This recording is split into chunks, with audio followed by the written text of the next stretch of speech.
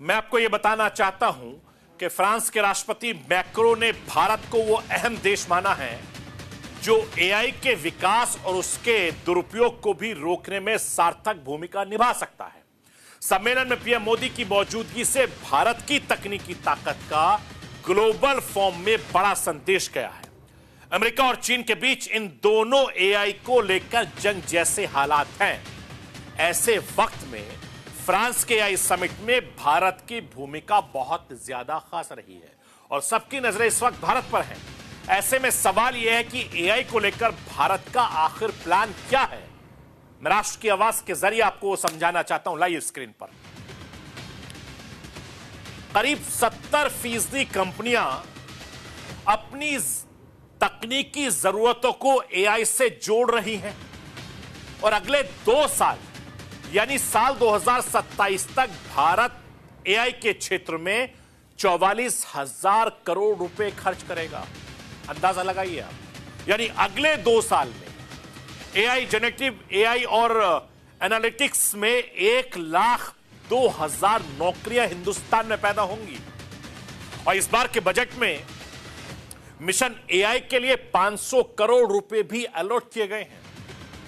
यानी देश में 3 एआई एक्सीलेंस सेंटर बनने पर काम भी शुरू हो चुका है। यानी दुनिया के साथ हिंदुस्तान भी तेजी से आगे बढ़ रहा है क्योंकि अब एआई की हिंदुस्तान में भी बहुत ज्यादा जरूरत है।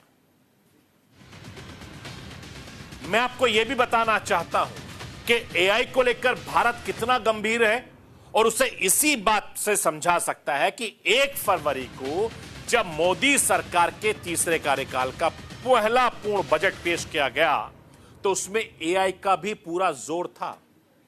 वित्त मंत्री निर्मला सीतारमण ने जो कुछ कहा वो कितना ज्यादा अहम है, इसे प्रधानमंत्री नरेंद्र मोदी ने संसद में साफ कर दिया था।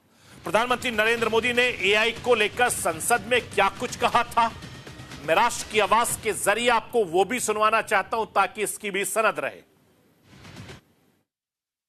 भारत वो देश है जिसके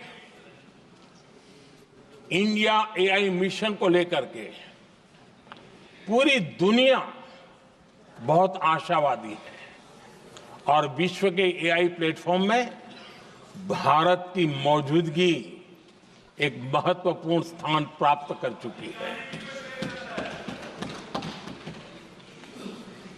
आदरणीय अध्यक्ष जी, इस साल बजट में हमने डीप टेक के डोमेन को में इन्वेस्टमेंट की बात की है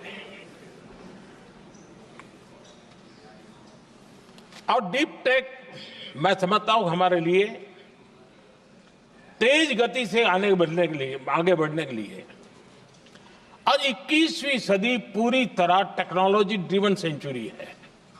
ऐसे में हमारे लिए आवश्यक है कि भारत डीप टेक के क्षेत्र में बहुत तेजी से आगे बढ़े।